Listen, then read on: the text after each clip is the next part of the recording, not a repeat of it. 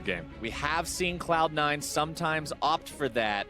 Usually if they're down in a series, usually in more of a desperate situation, sometimes Jensen will say, just give me my champion, and they'll give it over to him early. But maybe they'll go for that this time. Into picks and bans for the third time today. Braum and Maokai banned out by Cloud9. Same thing they did in game number 1. Jarvan and Kalista banned by LYN. Yeah, and following that up, of course, when you've got the flexes removed, the Sejuani is the other champion that we're seeing an awful lot of. But I'm not too sure we'll see that as a ban because, yeah, exactly that. Sneaky has been playing incredibly well, and I feel like if I was him, Tristan is a pretty easy lock at the moment. Honestly, these bans are looking a lot like they did in game number 1 for Cloud9, Rusty. I'm pretty sure that's the exact same 3 champions in the exact same order that we saw the first time around. They said, hey, this was a working strategy. This was exactly what we needed it to be. Plus, that Maokai from Jural was so tanky and so obnoxious in game number 2, locking people down with the Nature's Grasp and just making this terrain that was impossible to fight in. I can see why you would ban that out again, and Cloud9 locks in Sejuani. Yeah, but the Xayah, the Kalista, the champion that they played last time in J4 being removed still leaves open Sejuani as an option. However, we mentioned that if you want to leave open 180 carry that is a priority, I guess this is an interesting draft from LYN. They almost wanted to force the Sejuani or force the Tristana so they get 2 options themselves.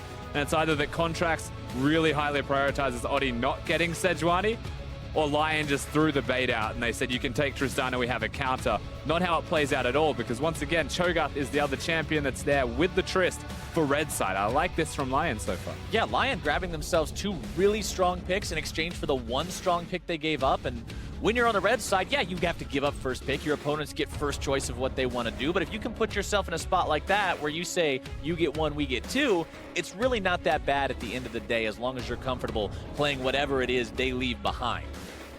Cloud9 locks in the Shen as their second champion this time around. Some team fighting across the map, protectability, as well as pretty decent laner. Yeah, definitely, and a lot of protection for any kind of AD carry or hyper carry that goes into the middle lane as well, which is one of the roles that we're yet to see through this draft. And so my question with 10 seconds left is, do they prioritize an AD carry with 2 of them gone, 1 picked?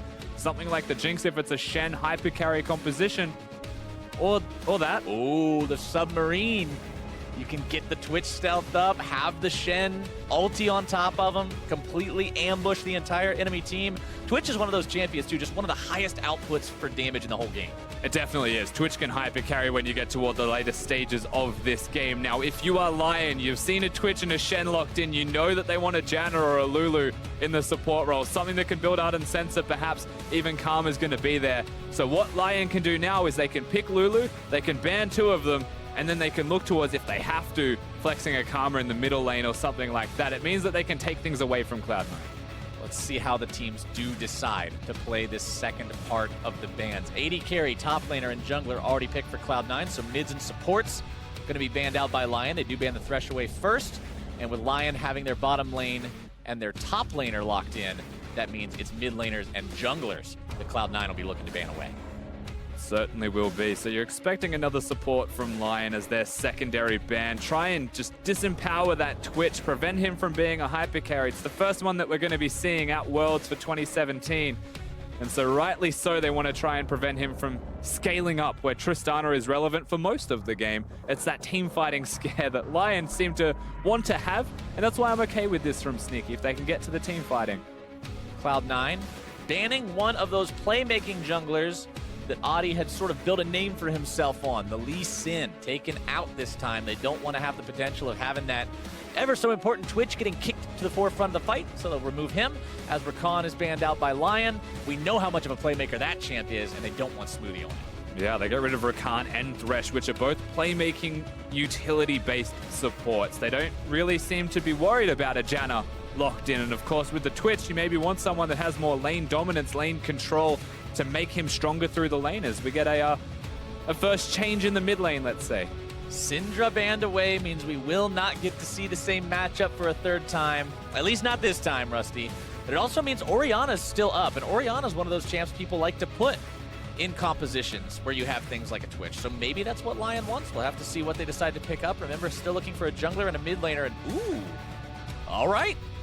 They pick the blob in the jungle, so they want the tank, they want the ganking tank in that, which is what Zach will be able to provide when the Cho'Gath is on your team once again. That's expected.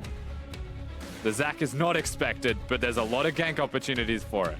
But what I don't like about the Zac is that Janna is traditionally one of the champions that when people think, what ruins Zac's day, Janna ruins Zac's day. He tries to jump in, you just tornado him, everything goes really bad really quickly. And Janna also, like you got done saying just moments ago, synergizes so well with the Twitch composition. So this is just a no-brainer for Cloud9. Yeah, and once again, when you want to talk about no-brainers, it's not going to be the Azir, it's the mid laner that we were talking about a minute ago. And when you look at the team composition, I'm not expecting Azir to be locked in. I'm expecting this because quite simply, that is a lot of shields. That's a whole lot of shields for a hyper carry and a second damage threat. This composition from Cloud9 is exactly what they want it to be, both in terms of their own goals and disrupting their opponent's goals, like we talked about with the Janna versus the Zac. LYN has one more pick to put this together and make it all work. It's do or die. Worlds is on the line. And it is a mid laner in response to the Orianna. They gave the counter to Seiya. They've empowered him to try his absolute hardest to help them carry this game. And it looks like he'll be doing it on the Jace this time around. Now, my one concern about that one is most of the big, heavy-hitting damage numbers for LYN are going to be both AD this time. You are going to have AP damage in the form of your Zac and your Cho'Gath, but if we're talking about late-game hyper-carry damage dealers, if for some weird reason we end up in a 61-minute game twice in a row, Armor's going to do a lot against the LYN game. Obviously will, yes, but when you look at the armor builders as well, they've got a fair chunk of them. So C9 actually very well equipped to deal with LYN's comp if we get to that stage in the game. But when I look at LYN's composition, I mean, late game could work for them. I'm not feeling it as their primary objective. No. Cho'Gath can control his lane. Zac can gank very well early. Jace with early lane control and his ability to blast people when he builds lethality with the Ghost Blades and the Dusk Blades. And then a Tristana who can hit the 1-item spike, 2-item spike, and can still do a lot of work all game with Lulu to empower that. I just feel like they want to control their lanes a bit more, and they want their jungler to win as a result of controlling those lanes, get the advantage, and just hard go for objectives or dives. And I want to see what Adi does in this game, because the past 2 games, he's had awesome level 2 plays. Game number 1, you get first blood. Game number 2, you head into the enemy jungle, waste your opponent's flash, steal his Gromp, and have a level advantage for the next 10 minutes. Adi needs to keep that up if his team wants to be competitive here in the 3rd and potentially final game of this best of 5. Cloud9 up 2-0, 1 game away from going to that main group stage for Worlds 2017. LYN holding on for dear life. We load into Summoner's Rift now for the 3rd time. The teams are out onto the Rift. Smoothie flashes his lone emote. That's a lack of team synergy that everybody else didn't flash it with him. Maybe this is a good omen for LYN Gaming. He's making a statement. Smoothie really wants to win. The other guys won't even pay. The other guys are halfway in there, just sort of hanging out. There's still definitely some faith to be had if you're a LYN fan, but Cloud9 with all the momentum, the fact that they won that 60-minute game can only bode well for them. Their opponents are the ones that have something to prove. We're not chanting TSM. I was gonna say, How dare you? about to wonder, are we chanting TSM in the crowd right now? You can't escape it. No, it's worldwide. Contracts hanging out in the Pixel Brush. Not really going to see any action early on here. Impact now going to take his spot. It's also a fairly simple, I guess, standard game to play out if you're Cloud9. It's a front-to-back type of composition. You've got a Shen who can split push, but the biggest thing that you have to highlight for these guys is ultimately it's a Twitch Janna 2v2. That has no impact on Summoner's Rift. They barely exist until they get one completed item. You're looking at the Ardent Sensor for Janna. Might be a Hurricane Rush from the Twitch as well. I know the LPL loves that. I know that not everyone else always does it to that extent, but seems to be the way to go for the most part. It just means that LYN have so much early, perhaps tempo advantage if lanes play out as expected. And so for C9, any kind of advantage is a good advantage. Any kind of neutralization of something is great as impact. Speaking of early game moves, this time Adi's the one who's having the moves made onto him. Impact just moving up, disrupting this jungle as much as he can, but he's got to get back to his own lane. Sneaky, honestly eating a lot of damage from that explosive charge. Pops the barrier super early. Welcome to the lane. Genthix has Ignite. White Lotus still has his Summoners. Smoothie going pretty aggro onto Genthix himself. Sneaky trying to get in there for a little bit of extra damage, but Genthix continues to walk away. Yeah, Genthix actually overstays his welcome there with a couple of auto attacks, but ultimately you're still looking at advantage going to LYN, as Mid lane. Saya gets a good trade for himself. Remember, we have seen this Jace banned out in previous games, so Saya may be able to make some crazy plays on this one. We'll have to see. He is up against that Orianna from Jensen that we've already talked about, being one of Jensen's comfort picks, one of the ones that Cloud9 will often default to when it's time to really hunker down and win the game. Contract's working on his own blue buff. Giral wanted to come up and try to stop that, but not really any success there. Impact with a not quite accurate taunt. Thought Giral was going to go a little bit further forward than he did. I'm calling that a dodge more than a miss, though. I'll give credit to Giral for the fancy footwork, actually stuttering and walking backwards to dodge the taunt. But Contracts is here. I assume he's now invisible. There he is. Wants to make sure the Arctic Assault is back off the cooldown, charges in, immediately gets the flash. Yeah, very much a respectful flash from Giral, but it's now gone. And so throughout that top lane, there's 5 minutes of opportunity to take him down. Look at the stats comparison between these two guys on your screen right now. These 80 carries that we've been saying these games are all about. Kill participation very close, but a slight edge for White Lotus. Damage per minute very close, but a slight edge for Sneaky. But the KDA, Sneaky with a 17. And the thing is, like, a 17 KDA is incredible, but you don't look at White Lotus and say, oh no, man's got a 7 KDA, that's pretty bad. Like, 7's insane. Ridiculous. I mean, you look at normal stats, people don't have 7s. He's 0-2 in a best of 5, and his KDA is 7. It's a little bit silly. This guy is honestly showing himself as an incredible 80 carry talent, especially from an emerging region. Right now, he finds himself on the losing end of a trade against Sneaky and Smoothie. Sneaky running out of mana pretty quickly, though. And yeah, so at first you look at the trades that Genthix was having with Smoothie and saying that it doesn't matter too much. And the reason that I said it doesn't matter too much is quite simply because Genthix starts with 3 potions when you're playing a support, just in any lane. But now he has no potions left and is still at half health, which means that C9 have just outright won this. Yep. In the 2v2. That's a Tristan to Lulu just losing to the Twitch Janna. That lane that we said had no impact and would not do anything has apparently found a way to have some impact and do some things up against their opponents here. Sneaky going after White Lotus. Smoothie going to be following up. We got Contracts moving in down here as well. White Lotus jumping himself away. Does not have the heal any longer. Genthix Flash also going to be popped there by Contracts, as Audi is just a couple of seconds too late and can't come in to try to get anything in return. Yeah, Audi just flexes, grabs the ground, and realizes that is just a really unfortunate idea that he should not follow through with.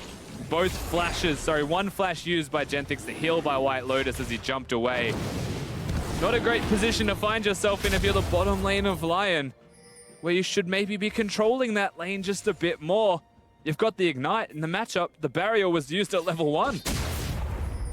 Lions players, very mechanically talented for their own region, and honestly, they've proved themselves on the world stage here so far.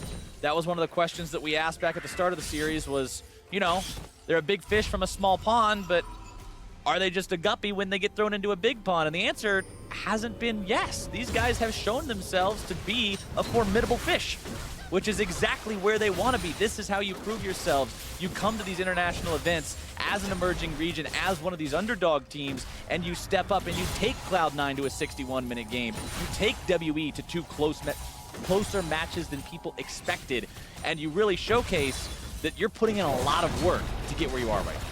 Yeah, it's just fair to say they are good. That's what we've been seeing from LYN. We knew that Cloud9 were good, so naturally our expectations for them are higher, and the fact that they get pushed to 61 minutes is something that you'll look at and say, how did they get pushed that hard? But they still show that they're capable of losing slowly, team fighting very well, and beating LYN in one of their strengths that gets them to this elimination round in the first place, which is that team fighting. All right, taking a look at the map right now, you can see some wards being placed by both sides into the enemy side jungle. Keeping an eye on the bottom part of the jungle. Lions trying to make sure Contracts doesn't sneak his way down there again. Really wants to protect that bottom lane that's now without a couple of summoner spells. While top side, Contracts focusing more on controlling the river. Keeping eyes on that enemy Raptor camp as well. Seeing where Audie's hanging around. Maybe if he wants to go towards that top end, try to tilt things in the favor of oh no. Whoa, Smoothie. Tries to go for the flash into the knockup. Doesn't quite find what he's looking for. Sneaky. There's no heal. Wants another attack, but not quite able to get that one. Super nice polymorph out of Genthix at the end of that. Smoothie had a different idea to that of Sneaky, it feels like. And flashing forwards as Janna very rarely will get you the kill, but I mean, he hit the Q, hit the tornado. Didn't mean too much in the end, but they will try once again to push Genthix away. They want to perhaps get this minion wave under the turret before they recall. They should be able to go back to base, though, based off the trade they just won. And that's the fundamental thing about all of what we're seeing right now, is that Sneaky's pushing it in before he recalls. He's got a 12 CS lead that may still exist. Top lane had the flash blown, but it's now back up and available, and Contracts didn't gank them all. So you look at this and you're like, it's 0-0. Gold's only 600. It's pretty good for LYN, but they're not winning, which is what you expected from it. Right. This is very closely resembling the first game between these two teams tonight, where Cloud9 built themselves up passive leads in the lanes just thanks to the fact that they were farming better and accumulating that gold through those methods. Contracts and Jensen, once again, blue buff doesn't go to the red side mid lane player is the name of this series. And Blue it side, is not blue stopping buff. here. Yep, blue side, blue buff. End of the story. Audi top side, level 6 on the Zac means you've got, we still call it Let's Bounce. I honestly don't remember the name. Yep, Let's Bounce. Is it really still called Ready to that? go. Yeah, it's really still called Let's Bounce. I thought we might have changed the name on it when the ability got changed around, but it is still the same one because he does bounce away with whoever is unfortunate enough to get stuck in the goop. I feel like it should be Let's Jump. That would probably make a little bit more Let's sense. slingshot back or something. I don't know. But in the meantime, he has managed to give a blue buff away to his mid laner. He just had to go to the other side of the map to find it. I mean, they still get it, and that is good from them to have that blue buff at all based off what we've been seeing in all of these games. Everything will equalize. As far as mid lane is concerned, Say is doing his part. He hasn't shopped and got anything meaningful for items, and he's not really going to be able to just destroy an Orianna this early on into the game. Jensen's doing quite well for himself. White Lotus is swapping lanes at the moment as well. This is the LYN special, it feels like, and the second Sneaky notices, he just ults in there and clears the wave. Pushes that whole wave out. He has his jungler down here as well. They're saying, all right, you guys wanted to swap top. Well, you're going to give up turret first blood for it. But the question is, are they actually going to do that run? Oh, yeah. Tristana is up in the top side. And as soon as I pose that question, the camera switches back and makes me a liar before I can complete my sentence.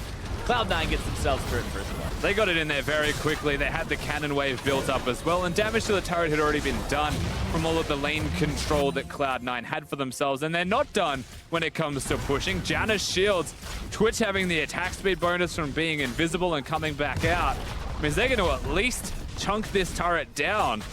And we saw this last game. It was Cloud9 who actually had this done to them when Sneaky was pushing the top side and the tier 2 got attacked. Now LYN looking to turn things around down here. Contract's going to be the one who's held in place. Audi trying to make the moves happen. Let's Bounce, not going to be finding anyone. Stand United comes in. They find the taunt now on to Giral.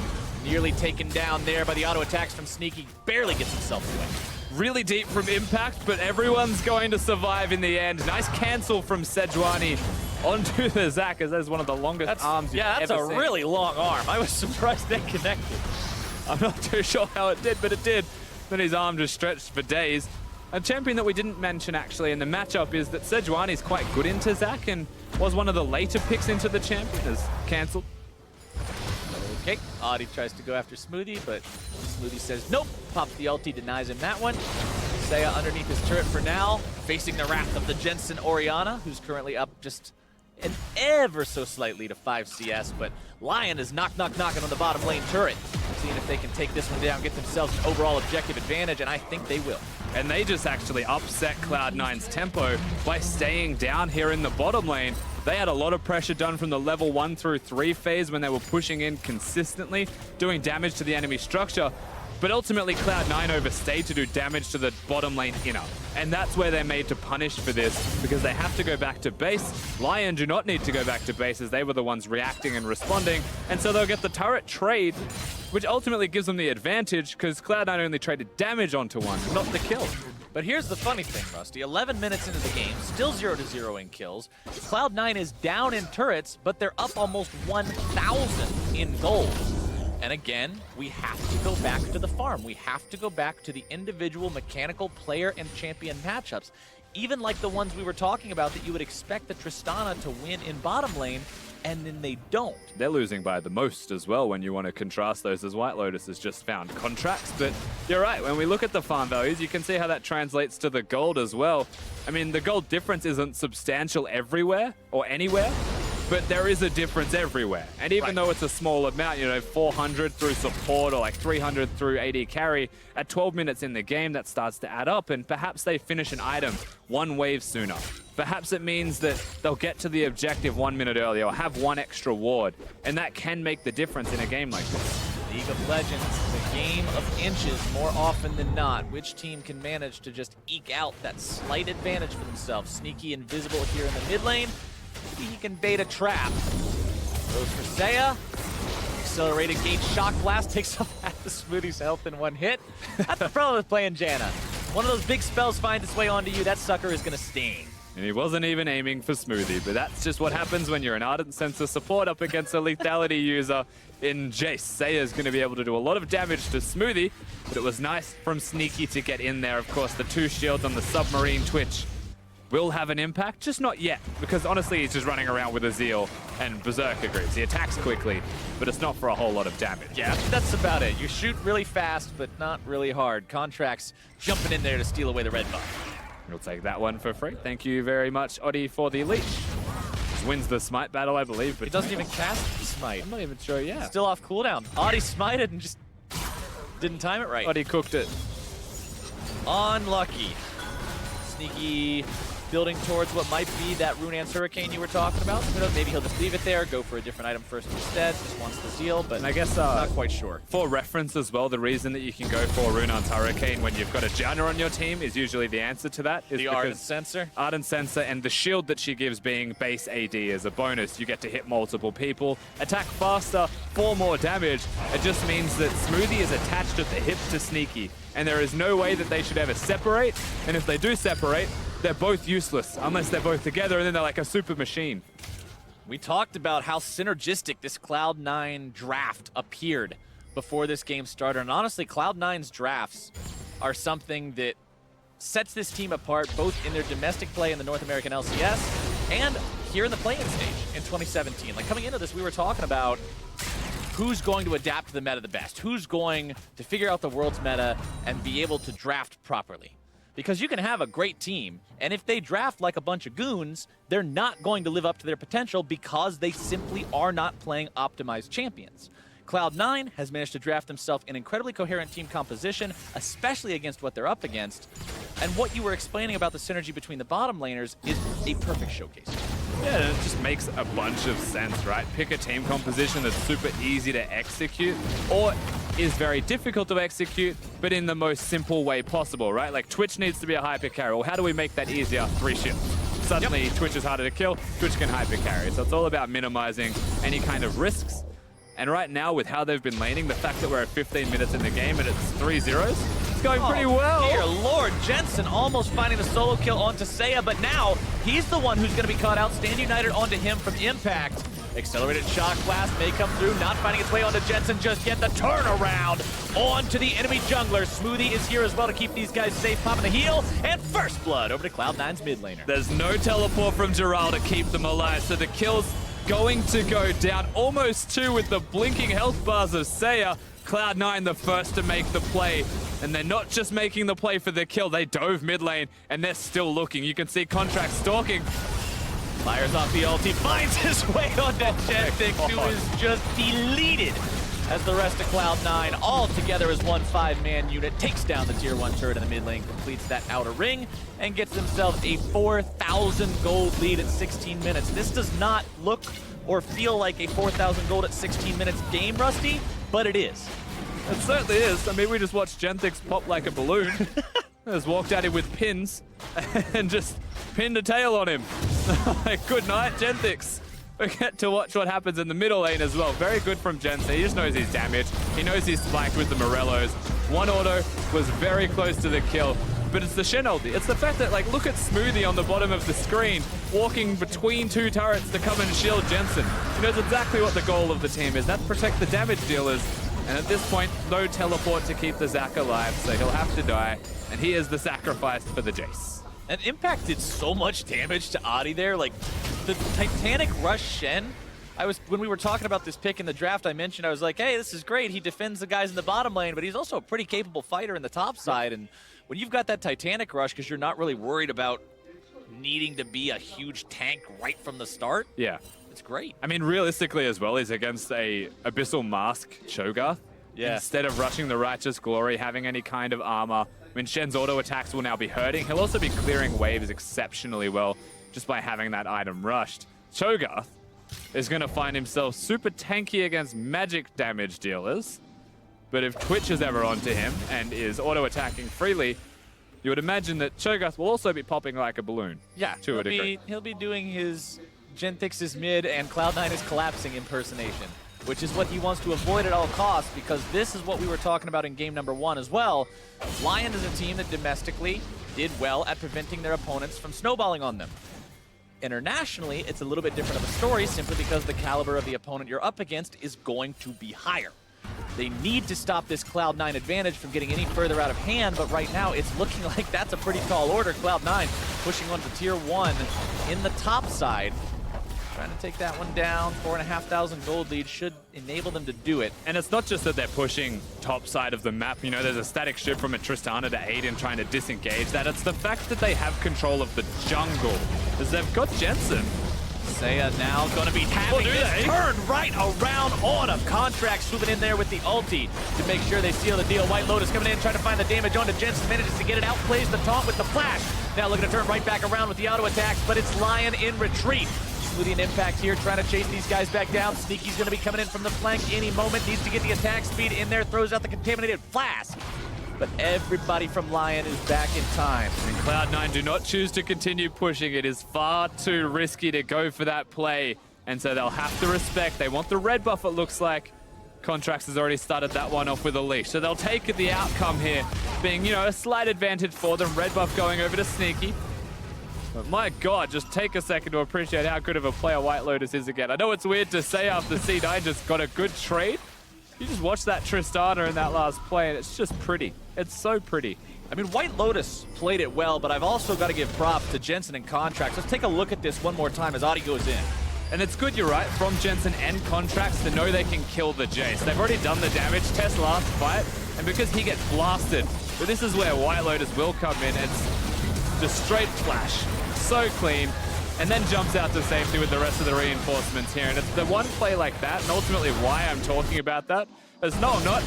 Uh-oh, Sneaky delivering impact right on top of Seiya to bring him down for the second time this game. No way out of that one. Flash was still down, Cleanse was not available. As soon as the Shen shows up, you are out of there. Sneaky and Smoothie now moving themselves over towards the Rift Herald, which is recently turned into Baron.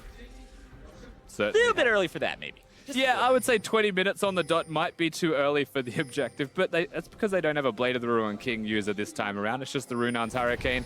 May take them far too long. Zach has way too many steel paths, so you wouldn't do a 20-minute Baron. What you would do is exactly what they just did, and that is turn Twitch invisible, kill the closest target, and just keep doing that until they get to the Baron for free, or they take turrets above all else. The gold lead's starting to stretch. C9's lead starts to grow. And it's hard to see them slowing down from this point. And look at how fast Sneaky clears that top wave with that Ardent Sensor plus Runan's combo you were talking about earlier. It just makes him clear the thing near instantly. Contract showing up mid lane.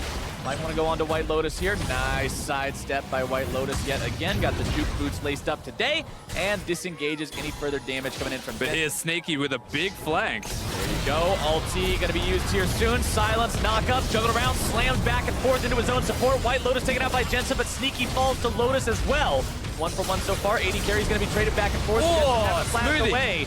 LYN has found an advantage in this fight, but Smoothie with a nice reset on those health bars with the ulti. Such a good reset. Cancels Jace dashing forwards. And LYN, they've got Oddie still on a flank, but it doesn't look like they'll be able to continue going. Honestly, LYN going even in these fights, 6,000 gold down. Isn't that bad of a situation, but now Geralt finding himself caught out. The damage comes through and Contracts has the kill. Yeah, overstays his welcome this time. So Cho'Gath maybe didn't want to push that far in.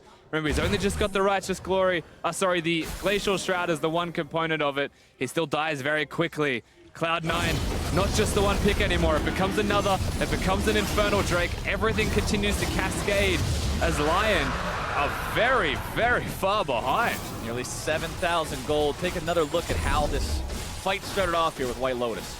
And once again, in a losing game, we get to take a second to appreciate White Lotus, dodging the Sedge ultimate. The second part slows him, but then knowing that that's a bad thing, of course, is going to ult himself out to safety. But Sneaky's here, and as quickly as he gets crowd controlled and knocked around the rift, Jensen exists to do the damage. His positioning was great. The shockwave earlier was fantastic. The awareness from Cloud9 to know they should continue fighting, but then Smoothie, big disengage in a situation where maybe Cloud9 might have lost a member, might have been a really poor trade beyond just Sneaky going down. Not the case. 4, 1, and 2 on Jensen's Orianna, by the way, this game. 100% kill participation, 225 CS, so meeting that 10 CS per minute mark easily. This is the kind of performance that I was talking about when I said the comfort pick, the pick that they go to when they really just need to win the game. And he's showing up on that performance so far. Across the board, though, Seiya, this guy we were talking about being one of these insane players on the side of LYN, these two carries stepping up time and again for these guys during their Worlds performance so far, having a bit rougher time this time around. 0, 2, and 1. Probably the most times we've seen him die early at all. And honestly, a lot of it has been just Jensen bullying him around. The shockwaves have resulted in the ability to dive more than the dive happening and a shockwave following that one up. Jensen's doing so much work alone. You're really starting to see Seiya with signs of struggle. And as good as individually these players can look, the team play from Cloud9 still looks that little bit more excellent as they start to pressure. Oh, speaking of excellent, Lulu is not about to have a very excellent time, taken down by Sneaky, Smoothie, and Contracts together. There's just too much damage. Wild Growth, not enough. Oddie tries to escape and uses the blast plant, knocks two of them over the wall as well. Seiya in a bit of trouble. Damage He's Impact also does to him. just not a teleport user in the bottom lane against the Shen. Cloud9 have free reign of everywhere else on the Rift. They'll use that to take down the enemy red buff. Contract starts up the Baron, brings the rest of the boys over. Looks like it's time to go for that big objective. 4 minutes ago was a little bit early. So right many now, shields. just fine. I don't think that's actually going to be stopped at all. Giral has Flash. He has his ultimate. Zac also exists. Bash He's trying to go Brothers. for the Flash Feast. You never know. Impact, the lone man standing there with the Baron. Tanks it up for a very, very long time. Audi comes in. They're trying to steal this one away, but they can't do it. Contracts gets the secure. They get kills soon onto both members that jumped in. LYN tries a desperation play to get themselves back into the game, but ultimately it's just not enough. Cloud9, 9K up. 25 minutes in. It took them a second, but they did, of course, realize in the end that Zac was still inside the pit, just in his passive form, so Shen will lock it down. Sneaky straight to the side lane with the Baron buff there. Good shockwave timing from Jensen to make sure the Feast couldn't go off, but they couldn't get the steal. And great work from Contracts, it seems, to secure that Baron at all. White Lotus getting himself stunned up. The damage and the CC from this Cloud9 team coordinating those nearly takes down the enemy AD carry, but Gentic's there with the shields and the Wild Growth can keep him alive. Yeah, they may not get him, but of course they will still get the turret as we watch his Contracts go straight over the wall to deal with the Cho'Gath. Really like his target priority there, going for Cho. Smites of an equal value, of course, and then flashes over the wall. Being one level ahead, his smite's even slightly larger. And just like that Cho'Gath, I even saw the animation, I think, for a second of the Feast. Cancelled by Jensen's Shockwave.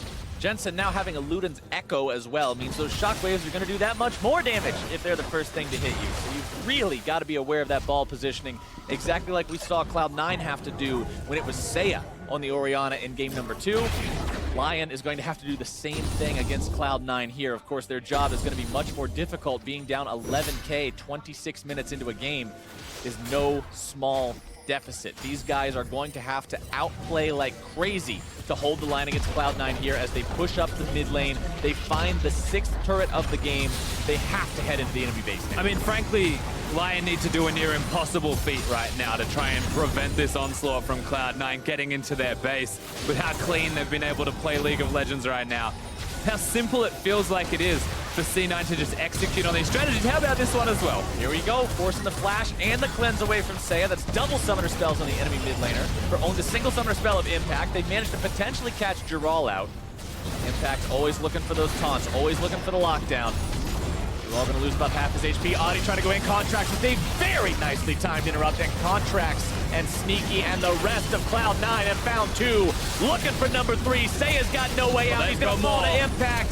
White Lotus the next man to fall. The double kill for Sneaky. And Cloud9's looking to put this one in the books almost as fast as game number 1. The inhibitor goes down. LYN is aced. Cloud9 may have had to go through a fight in game number 2, but game 3 was just them putting the final nails in the coffin. They will find their 3-0 victory and punch their ticket to the main group event at Worlds 2017.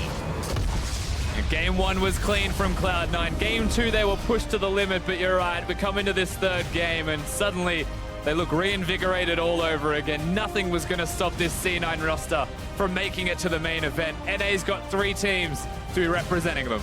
Cloud9 seemed frustrated to have to go through the play-ins, but they put on one hell of a show while they were here, not dropping a single game, a 7-0 record, clean throughout the 2017 play-in stage. They will move on to the main group event further in Wuhan, and they will have an even more difficult task there. You have to stop, you have to celebrate, be glad for this team where they've got with their victory today. But the fact remains, this is only the beginning. The real challenge now starts as you go up against the rest of the teams that are already in the main event, that are already in that main group stage, because it's going to get a lot harder from here on out. Absolutely. It's not going to get any easier than this.